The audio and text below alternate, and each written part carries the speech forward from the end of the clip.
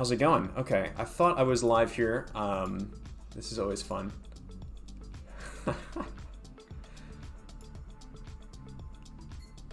Okay, this is pretty meta. You're seeing me watching me. Okay, so I completely messed up there. I thought I was live. I'm talking to nobody. So this is only my second live stream. Amazing. So forgive me for making some errors here. I didn't realize you actually had to click the go live button to start the stream. Oddly enough, that is actually what you need to do to kick off a stream. So you should be able to see me live right now, talking to you, hopefully. Hope that is working. Please comment if you're not seeing or hearing me right now. Just checking this out here again. Okay, cool. So if this is working properly now, hopefully, I'm going to go back in and talk through this process again and explain, I guess, kind of what I'm doing here today. So let's get this going. Okay, so yeah, so I've been experimenting a lot more with this really cool asset that, okay, cool, it's working. Thank you so much, Solifa. So I've been experimenting a lot more with this really cool asset over the past couple days, this add-on rather, over the past couple days, to create these really cool botanical gardens. This is one I just created the other day, which was really fun to put together. Just a lot of, different floral elements here going on. Really, trying to tap into the spring aesthetic here. We're hoping for spring. It's a little bit cold where I am right now. Hopefully it's nice and warm where you all are. Still feels like winter here, but trying to channel the spring energy. And so I use this really cool add-on from the Blender market almost entirely for this piece, and it's called Gardener, from a really good friend of mine, B Production. They put together really awesome assets and add-ons of all kinds of nature elements and different things like that. So he's got another one, this grass blade one, which I use quite a bit with Scatter. This is one I covered a bit in the last live stream I actually did. I think it was like 2 or 3 weeks ago I did on here, which is a lot of fun. And then they also made Vegetation, which I'll use a little bit today, just to show you kind of how that works. But the main one is Gardener. And this won't be a super long-winded video. Mainly what I'm going to show you are some tips and tricks for different little things I've kind of picked up over the past couple weeks working with this thing here, and kind of the possibilities that there are from it. It's really, really fun. Super quick to put together some really cool scenes like this one that you see right here. This one, overall, it was a pretty quick process, just kind of experimenting around with it. And also what I like about this is the customizability of the add-ons that you actually use in your scene as well. So it's really fun to just kind of play around with this and, just make your scenes really pop, really special, really cool. And so we're going to first talk about what we're actually going to be doing here, and that is creating primarily topiaries. So what are topiaries? So these are these sculpted bushes. I actually didn't know that this was the name for them until recently. But I used to go actually to this place growing up called Longwood Gardens. It's just outside of Philadelphia. It's a really beautiful botanical garden with a lot of these manicured trees that you see here, these bushes and shrubs. So obviously these are really, takes a lot of effort to kind of take care of these. Sculpting these out in real life with like a chainsaw or something, kind of cutting off the loose twigs and branches and stuff to kind of sculpt it. But in Blender, in 3D, it just takes us a couple seconds to make something like that. We don't have to, labor over a chainsaw and keep going out, week after week and sculpting these things. We can put this together in just a couple seconds. And I'm going to show you, how to put something like this together super quickly. One of the quickest topiaries that you can make are, little elements like this kind of conical shaped thing at the top, this cylindrical thing here, or just a sphere. So let's actually just start with making a sphere. You see I've got kind of like a practice demo one here on this side. This is in fact live, Travis. I'm talking to you live here, seeing you guys rolling in live. So let me just add in a UV sphere. So I've got this right here, and what I'm going to do is pull this into the frame so you can see what I'm working on over here in render view. So right now I'm using cycles, but these work in EV as well. So I'm just going to shade this smooth. So we've got kind of this nice little smooth sphere here. And so I've got the Gardener add-on opened up. And so what I'm going to do here is select the eyedropper tool. And so if I click this eyedropper tool, and I'm going to add the sphere to my current selection here. And then I can click on the add biome section. And this pops up a whole host of awesome systems. So over at Longwood, you know, they're having to plant these bushes themselves. They're having to put these things all together. Here we've got a bunch of really awesome prepackaged assets for us to just use within seconds. I find myself kind of gravitating more towards the hydrangea floral ones that you see here. There's a really cool lavender kit here. There's some subtle differences between them as well. So you got a couple different hydrangea here. And if you kind of see here, there's just a default hydrangea one. There's also one that's like overgrown, and then another one here that's like a different kind of overgrown with some flower elements as well to it. So what's really cool about these is you can just select the system. So I'll just select this load hydrangea flowers, just click that button, and it'll take a couple seconds here to kind of like process up in the background. You can see some of the different individual layers loading up here. So we've got the branches and hydrangea. Cute cat. Oh, my cats are roaming around in the background, I see. The second one is somewhere in here. I'm not sure where. But they're roaming somewhere around. So you see, so I've loaded this in. It just took a couple seconds to load this up and create a really cool system. And so, you know, we've already got something interesting to work with here. You're noticing that I've already kind of played around a little bit with the shader actually in the back end here. So I'm just actually going to load in a different system here just to play around and show you how to do some different things with shading and things. So I'm going to load up this cypress one here now. This will load a little bit quicker because there are just a fewer layers. There's only 2 layers. For this one here, we've got a branch layer and a cypress layer. And you'll notice initially when I load this up, it's kind of hidden here because it's kind of scaled down. So let's actually just kind of crank the scale up here so we show you what we're working with. And this looks pretty awesome already. You know, you've got a kind of an interesting little cypress bush here that we can then kind of manicure a little bit further and make look really, really cool. And there's a variety of different ways to kind of play around with this in the add-on. And it's all just kind of slider based here primarily. So what you can do is actually just kind of ramp up the density if you want to increase this up. So let me just kind of increase this up to like 700 or something. You can increase that density. You can also just drag this, you know, really far down here as well if you want to just kind of decrease that and make it look a little bit, you know, more sparse. I'll keep it at its default for now. What you can actually do is adjust the rotation of these individual things. It's a little bit hard to see in this rendered mode, but if I zoom into the viewport, you can see I can kind of adjust the rotation of these particles, kind of rotate them up or down so that they're kind of facing, you know, all vertically here or kind of like pointing a little bit more randomly. And then one of my favorite things to do is actually do this make holes setting here, which adds like a little bit of randomness to it as well. So I'm always talking about this like all the time on a variety of my tutorials and videos here is striving for imperfection in your renders. It's super easy to make something look really, really polished, really, really clean. In 3D, it's a lot harder to then add in some imperfections for believability to make this look, you know, realistic. So for this, what I actually like to do is add in these holes, and then you can actually adjust. Let me pull this out just so you can see what it is. You can adjust the intensity of this procedural effect and also the scale of it here too. So it's basically just adding in like a little bit of noise where parts of the image that are certain noise value are then effectively 0 or kind of cut out. And then there's values between 0 and 1. It's a binary system here to kind of adjust where those particles are then showing up. So then I can kind of crank this intensity up or down. If I pull this all the way down to 0, you see there are no more particles. But as I start to slowly increase this all the way up to 1 and beyond, you can see it filling up the system quite nicely here. Someone's asking if this is a paid add-on. It is, in fact, a paid add-on. I've got it up here in the Blender market. There's 2 different versions. There's one that's got like all of the assets, 100% of them, and then one that's got about like 40% of them. And so yeah, it's a worthwhile one, I think, honestly, for what you get for it. And what I also like to do with this is then create a little bit more, you know, variety to the scene. So we've got kind of like a simple sphere here, which is pretty cool. But how do we create something like this where it's kind of going across a building like that? Or I've got a reference mood board here. How do you create something like, this is actually a real photo. All of these are actually photos. How do you get something like this where the flowers, the hydrangea are kind of like wrapping up the staircase like that? So how do you do something like this? And so I wanted to walk through a couple use cases to show you how I kind of put some of these botanical garden scenes together with just a couple clicks. And then kind of, you know, vary them a bit more and make them really unique. So let me actually zoom out here for a bit. I've got this scene that I created over here, which I'm actually going to be releasing over on my Patreon in just a couple days. I just need to kind of clean things up because the file is kind of a mess right now. I've got a lot of different elements here, and I don't want you to be overwhelmed when you're opening this up in Patreon looking at it.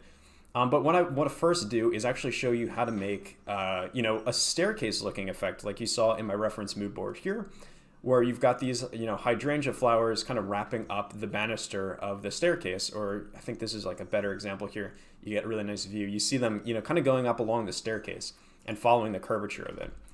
So I'm going to actually use a staircase from a Blender add-on that had been coming prepackaged with Blender. I think now you actually have to open it up separately.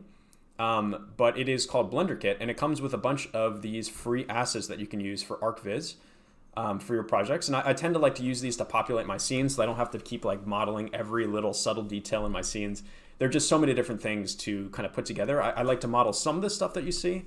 But things that are going to be on the bookshelf kind of in the background here. I don't want to spend a day, modeling out a little robot or a ukulele or something in my scene. So it's nice to kind of use this for those purposes. But they've got a couple of really nice staircase models that we can actually use. And so I'm gonna load in this one, the staircase modern. It'll take a second to load up here, and now we've got it in our scene. So you see this here, and so I'm gonna actually just pull this over the side here so I can show you exactly this little effect of kind of putting this on here and making it look kind of like that reference image I showed you.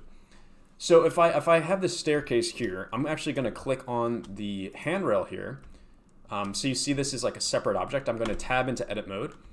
And on just one of the sides here, I'm just going to go into edge mode and then hit Alt on my keyboard and just click on this edge here. And this is going to select all of the edges going up this staircase all the way up to the top.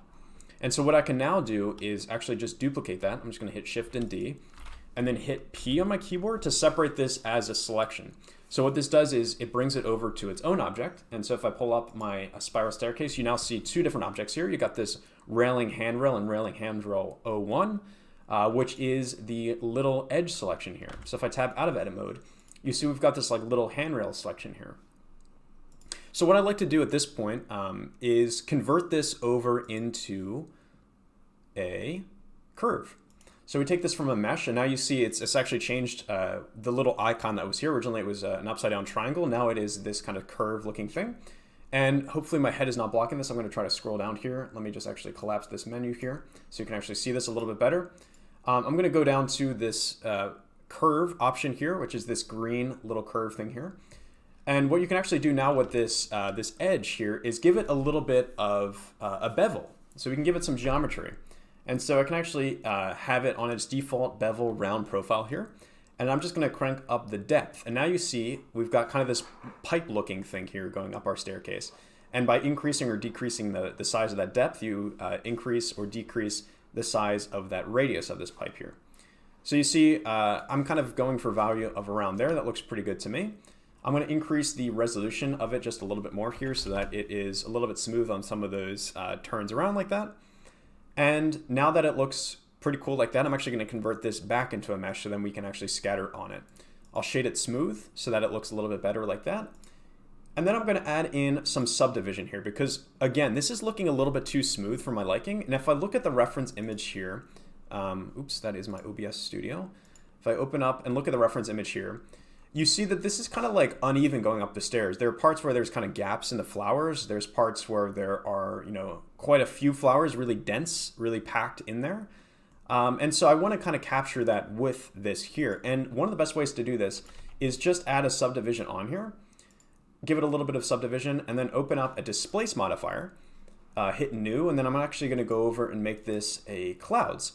And you can see this looks a little bit funky right now because it's a little bit extreme, the size. So if I just increase the size up here and also decrease the strength of it a little bit, we can also pull the mid-level down here. So this is, again, like a little bit too extreme in terms of the strength. It doesn't need to be that crazy. Just ever so slightly give it like a little bit of variation. You can see now it's just kind of ballooning outwards a couple, extra pixels and parts and kind of going back in elsewhere. And if I kind of pull this noise down, you can see it affects it even more. So we're kind of pinching inward in parts, and then other parts are a little bit more kind of expanded outwards, which looks really great for our purposes. And when we're going to actually be scattering things on here, it's going to look really great and have a lot more irregularity to it. So now that this is looking really cool, let me actually use this. I'll actually just apply both of these just so we have them on our geometry. And so now that we have this on our handrail here, I can show you in the rendered mode what this looks like. We just have this weird pipe effect for now. I'm going to select this with the eyedropper tool. So now we have this in our selection. It's this railing handrail item. And I'm going to scatter across, there's another really cool pack of flowers in here. So I'm going to scatter these onto that layer. So you'll see it takes a second to load up here. It's really quick. And then now we actually have these flowers scattered around our handrail. What you'll notice is we're still seeing that weird object that we just kind of sculpted out of the curve. And so what I can actually do is just go down here and just hit hide in viewport. And then also click this so it's hidden in the render as well too. So when you actually render that out. And now it looks pretty awesome. So you see, just like our reference image, because of the way we sculpted that with the displacement, there is some really cool kind of ups and downs. It's parts where it's a little bit more bunched up and parts where it's not. And to kind of exaggerate that effect a bit more, we can actually add in some holes into that. And so now you really see it, especially in this viewport here. If I zoom out, there's parts where it literally just isn't even there at all. So that's looking really awesome. We can randomize the scale a bit more, increase this up, and then maybe crank up the density a bit more on this. So we really kind of fill up. And we've got this kind of cool effect where we've got these particles or flowers stripping around our banister here. And this looks really realistic. This looks really cool, and it matches very closely, once again, with our reference image here.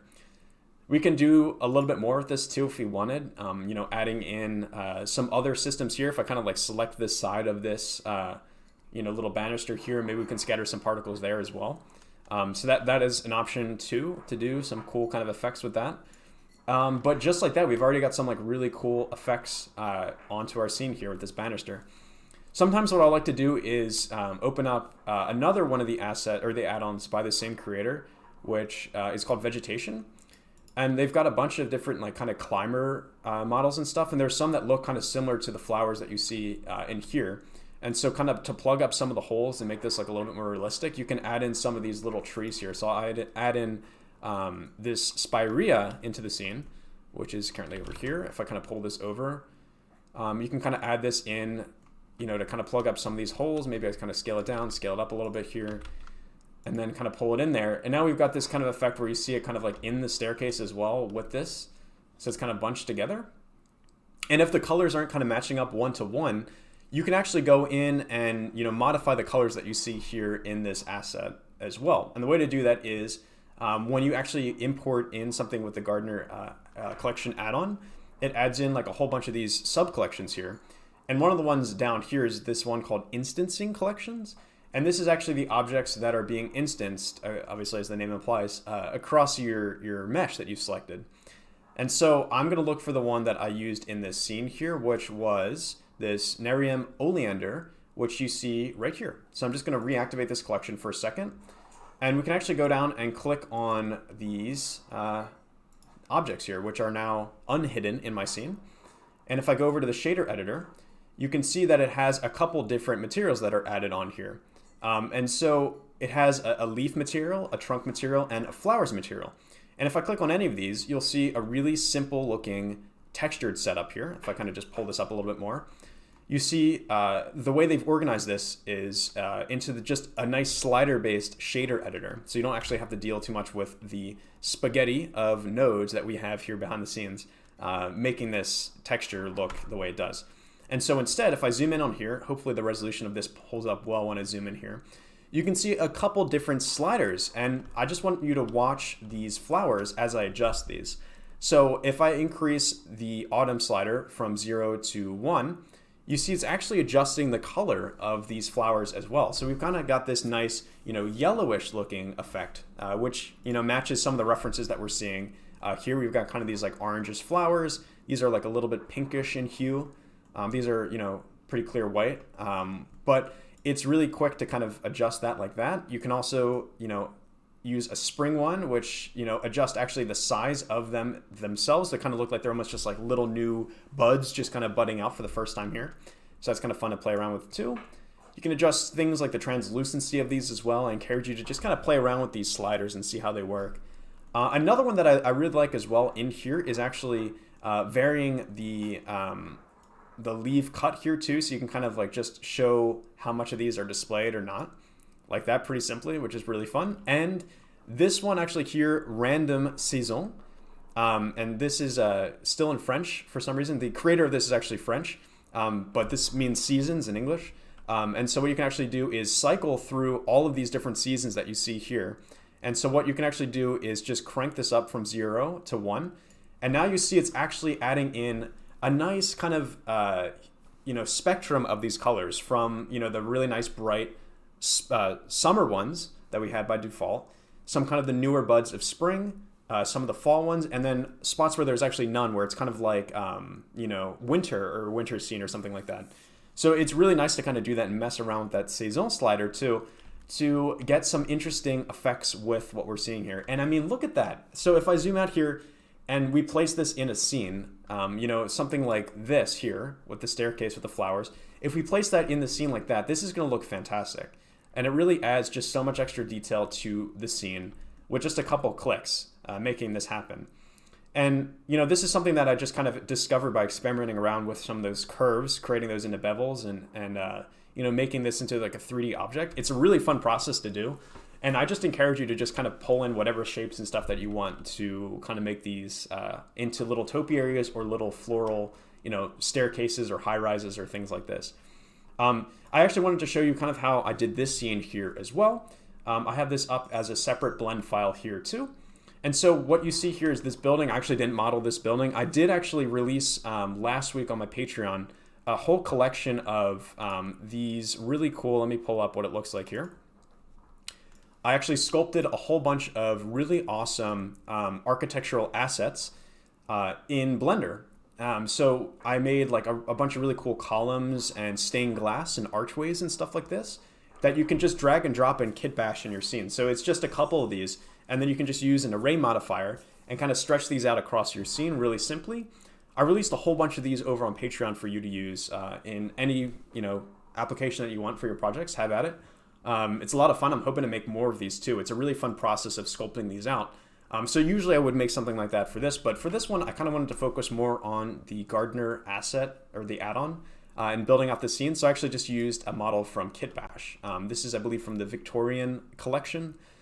And so you could think originally like, okay, how are we going to scatter these flowers onto the facade of this building? We could select the building, as the emitter object and click select. But I'm going to tell you right now that will actually blow up your computer because it is a massive object. If I tab into edit mode here, you can see there are quite a few faces. And obviously the way this asset works is by scattering onto the faces of this object. And there are just so many different things here all over the place. And so scattering on that is going to kind of blow up your system. So we had to be a bit smarter than that in scattering these across the system. So what I actually did for this scene was a little bit of hacking here, but it actually works out and makes it look pretty realistic. So if I zoom in here, you can't really tell. It kind of looks like this is just kind of scattered onto the building itself, right? It's actually not. It's scattered onto a cube that I actually did a bit of sculpting on. So if I actually just turn off these flowers for a second, and then let me actually just show this in the viewport. So this is actually what I scattered onto. And if I make this not a wireframe, just make this normal object, it's kind of this weird like blobby looking thing that you see here.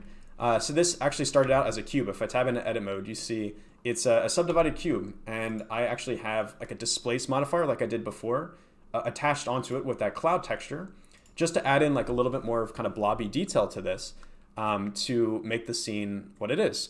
So it was like a really fun kind of process to kind of put that together and make that little bit of a kind of a detailed thing. And then what I did is actually scattered on the objects on top of that. So I experimented with a couple of the different hydrangea objects until I settled on the same flowers that I actually just used in this scene over here for the staircase. Scattered those onto this object here. And then when you actually hide the object, it actually just looks like it's like a part of the render. It looks like it kind of just blends in seamlessly. So it's really quick and simple to do that. And so I just kind of wanted to quickly show you how to put something like that together. So what I just did is added in a cube. Let's pull this cube off to the side here.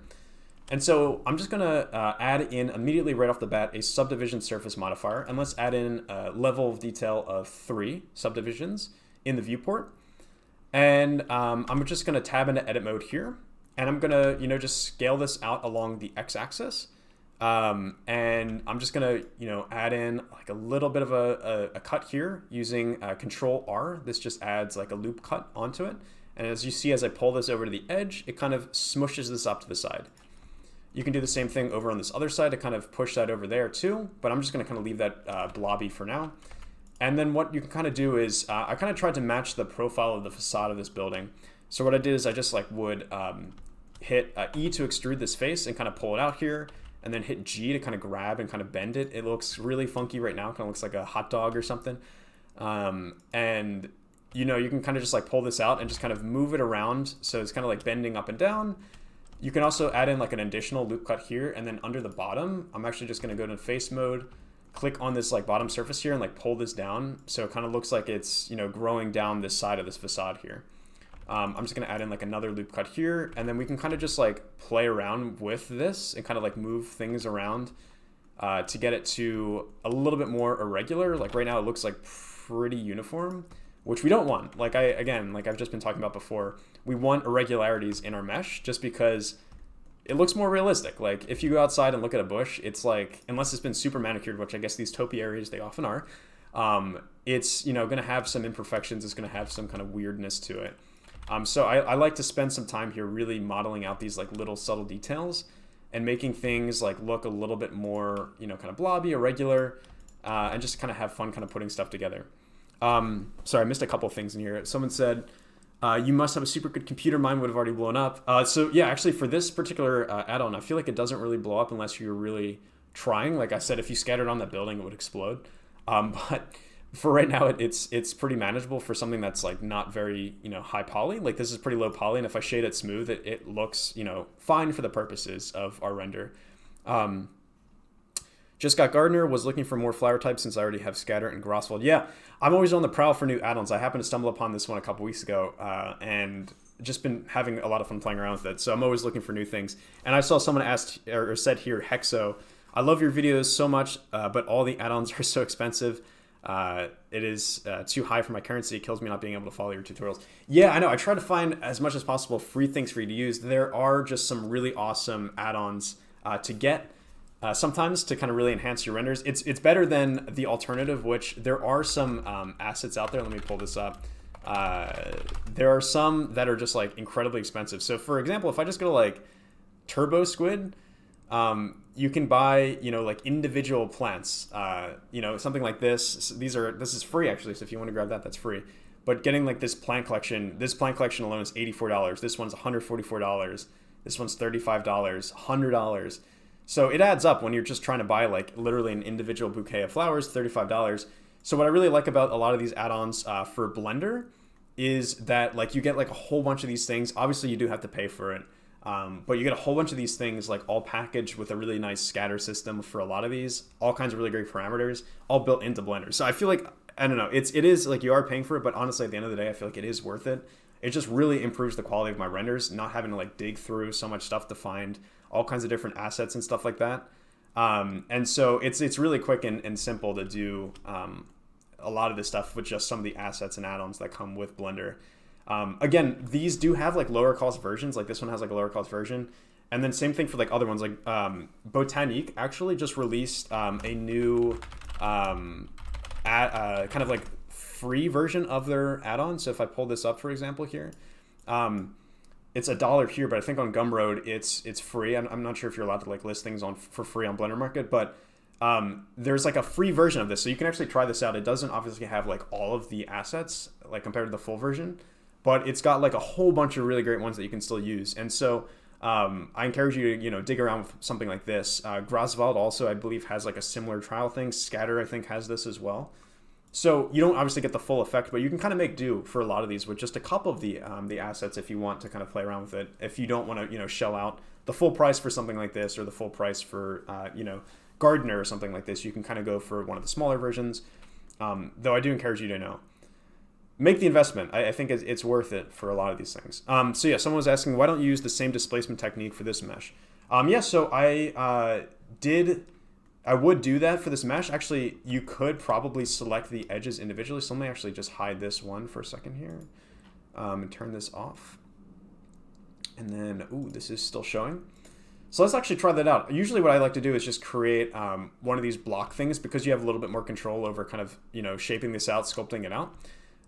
But you probably could, if you wanted, mess around with this a bit by clicking the same things here. However, you can see the curves that we would get, the edges that we get are kind of a little bit strangely built into here. So I could, select along this window here and actually just hit Shift and D to duplicate this. And let's add this to a new selection. So we've got this kind of little separate thing here. We can then convert this just like this to a curve like we did before. Add in like a little bit more resolution to this here as well. From the geometry, let's increase the bevel up here. So we've got this kind of thing here. You can see it's looking a little bit funky, a little bit disjointed there. This is one of the issues we're running into. So let's actually then convert this back into a mesh. Oops, I didn't do it successfully. Convert it to a mesh, shade it smooth, and then add a subdivision onto this. Add a displacement onto this. And when you do this process like 100 times, when you do this process like 100 times, it becomes, kind of muscle memory, adding these things on here. So we've got this thing now here, which looks really cool, kind of weird, like a little worm. And now we can actually choose this as our system. Let's try this out here and load this in and see how it works.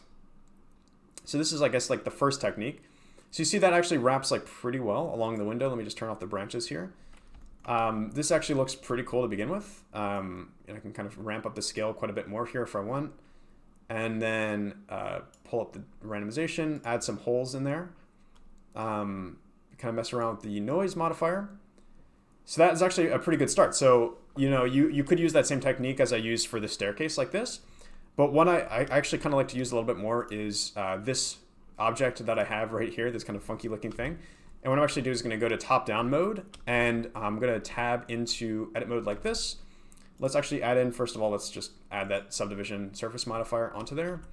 And I'm just going to go into see-through X-ray mode here, and then just cut off this back part here, because we're not going to need that when we're scattering things. I'm just going to delete the vertices. And so we just kind of have this like weird looking T-shaped thing here that I can then kind of drag over into the frame, pull up here so that it is kind of like covering the building where we want it to scatter.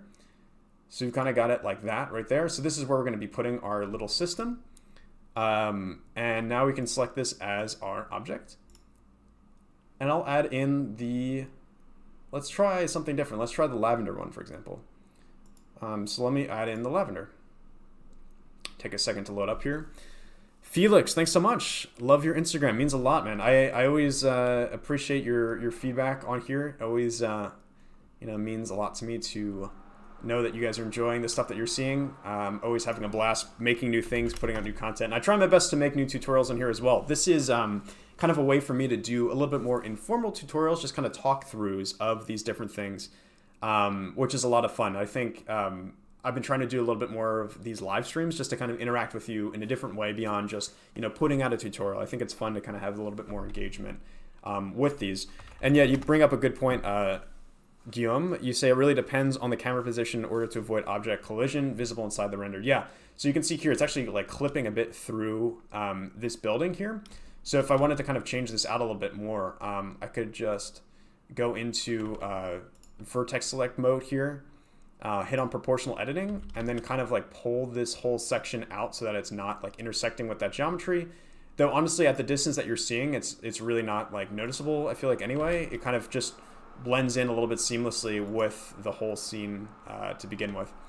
So this looks pretty good. I can kind of modify this like a little bit more to kind of fit with the scene flow, the scene geometry a bit better.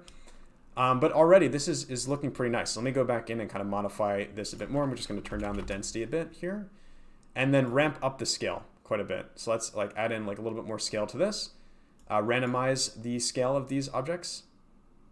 I'll zoom out a bit here just so I can see what I'm working with a bit better. And then let's make some holes with this as well too, like we did before. And then let's actually hide that weird object from the viewport and from the render too. And so now we've got this like funky looking lavender experience here. And so I can kind of crank this up. And that's looking pretty cool. So this is eventually would look like something like this, where you've got it kind of wrapping around the object of this here, which looks pretty nice. And so that kind of fits our scene quite well, just like that, with just a couple clicks and a little bit of sculpting magic. And all of this is still modular, so this isn't like locked into place. So if I wanted to quickly, change something out here, I could always cut back into like sculpt mode and kind of adjust this a little bit here. I like to use the blob brush sometimes to kind of pull things up. Or like you just saw I did before with the proportional editing mode in edit mode, you can kind of use that as well too, which is a lot of fun to kind of, adjust these different things. You can always go back and add in also that displace modifier too with the clouds selected. This just gives you a little bit more procedural control over the distortion of your noise here as well. So that's always a lot of fun. And I like kind of keeping things as procedural as possible just because it's nice to not bake things in. It gives you the flexibility later on when you're coming back to revisit your render or revisit your objects in your scene and kind of make like subtle little changes to things or kind of move things around without destroying the whole scene or having to build something again from scratch. Having that modularity, I think, is really great. And it's nice to kind of do that pretty well. Georgie says, you really inspired me to do these vegetation renders. Do you plan to do some procedural animations of plants growing? Yeah, that'd be awesome. I've seen some really cool work of people putting stuff like that together. It is really simple to do with a lot of these.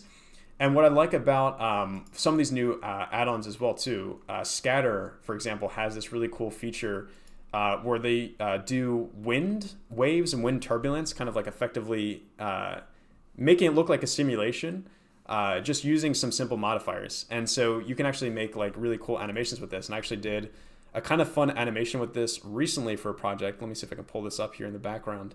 To make something like this. And it was really surprisingly really simple to do. I had a lot of fun with this, and I kind of just had like a blast putting this together. So yeah, this is like one scene I just kind of rendered out quickly here with flowers blowing in the wind.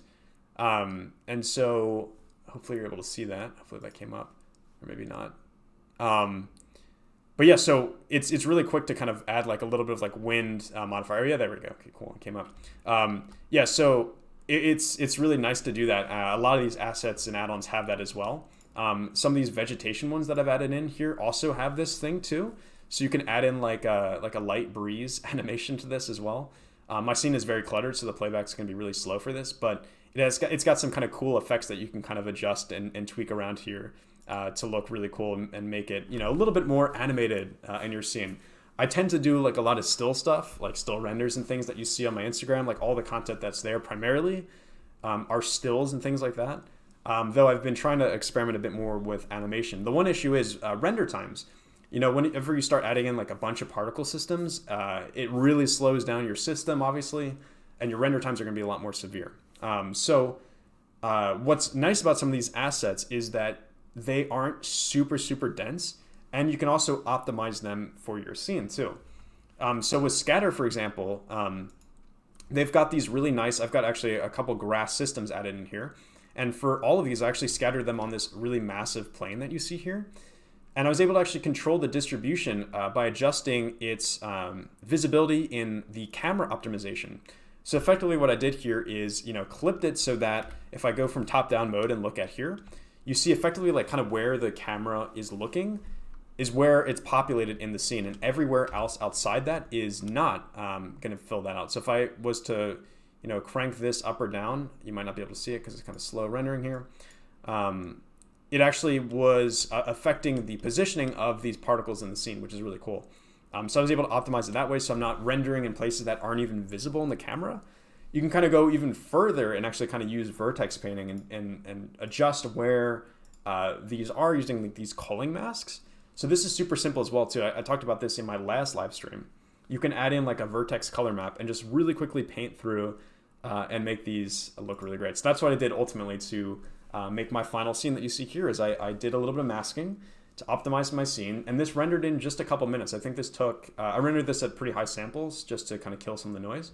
But this rendered in probably like 5 or 6 minutes, I think, overall. In all fairness, I do have a pretty powerful system, but still, like on one of my older systems, this would have taken as long as well too, just because of the way I optimized it. You just got to work smarter, not harder with some of these, and just kind of map things out and make sure that your computer's not going to explode. So it's always a battle with these things, and I'm always learning like new things, I feel like, as I go through to make these renders. Kim, thanks for joining. Good to see you on here. Miri, thank you so much. From Mindo, hi, I'm asking if you recommend me to download Blender 2.8 or 2.9 or 3.0.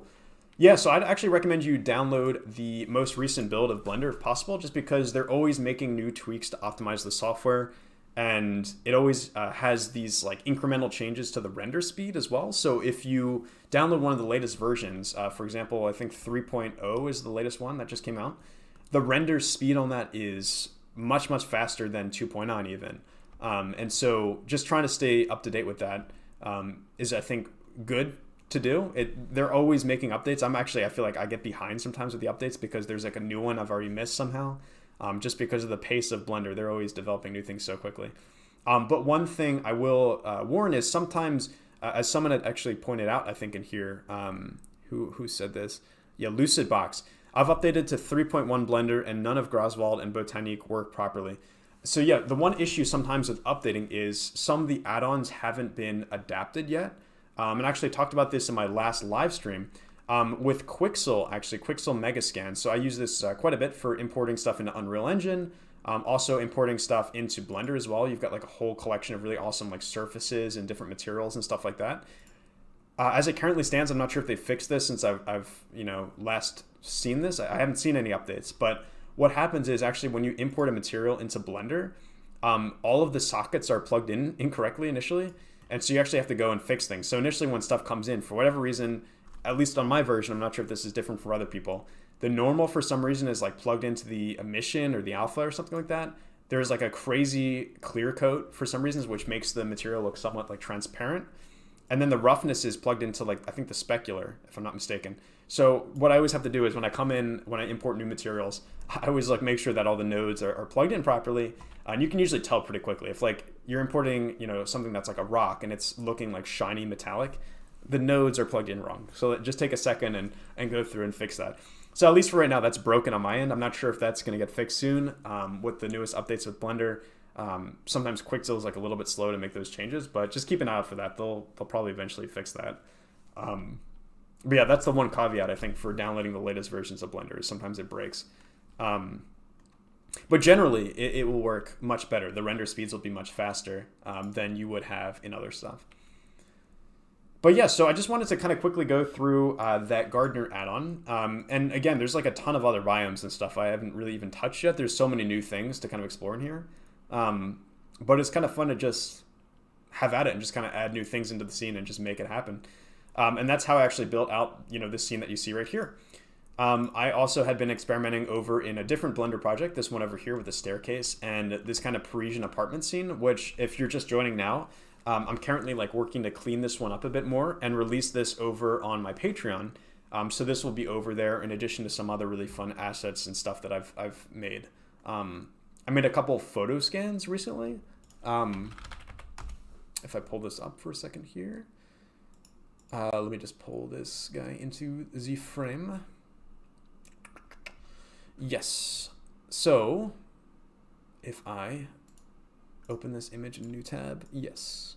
Yeah, so this is an image I just released, or a set of stuff I released the other day on Patreon. I scanned a bunch of really cool beach assets just with my iPhone, actually. So it was really easy to do this. What I did is use there's like a photo scanning mode in something called Polycam.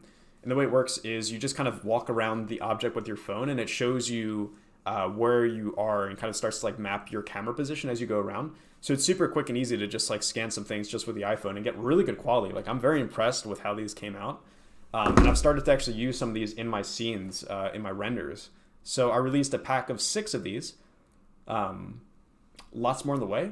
Lots more cool stuff coming out as well. So keep an eye out for that as well. Really excited to kind of start to put more of these scans and stuff out there as well.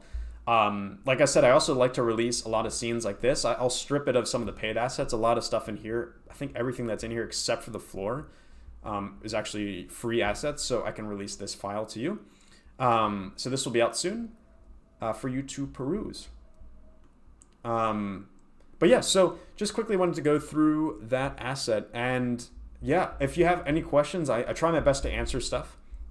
It's a little bit tricky sometimes to answer through Instagram DM or stuff like that. Sometimes I'll just answer questions with the video. Like I've had people asking me how I made some of these botanical garden scenes. So I figured I would just kind of make a live stream to just kind of talk through this process a bit easier. But yeah, just want to thank you so much for joining this stream. I'm going to do a lot more of these as well. This is my second live stream in just a couple weeks here. So I'm hoping to do a lot more of these as well going forward. Really excited to kind of keep this process going. It's just such a different way to interact with you. Obviously, these are like a little bit less polished, but I still try to keep a general organizational structure with the live streams and kind of go through the process of designing these scenes out, using the add-ons in different ways, just kind of showing you the behind the scenes. I think that's helpful in a way. Like, it's helpful to kind of show you the process, show you the mistakes and stuff that I make personally and stuff when I'm working through this. None of this is always perfect. There's always imperfections and always stuff to kind of improve upon or, kind of tweak and stuff. But yeah, so hopefully this was helpful for you. I'm hoping to do more stuff like this in the future. If you have suggestions, excuse me, I'm tired. It's been a long week. If you have any suggestions for specific tutorials and stuff to cover in the future, let me know as well. Drop a comment on this video or send me a message. I'm always looking for new ideas, always looking for new stuff to put together. I still have to edit another tutorial, hoping to get around to that this weekend. And I've got a couple huge projects coming up as well, tutorial-wise, that are going to be really exciting coming up soon. So really excited to bring those to you as well. And I just wanted to thank you so much for joining the stream, and I will see you on the next one. Peace. See you around.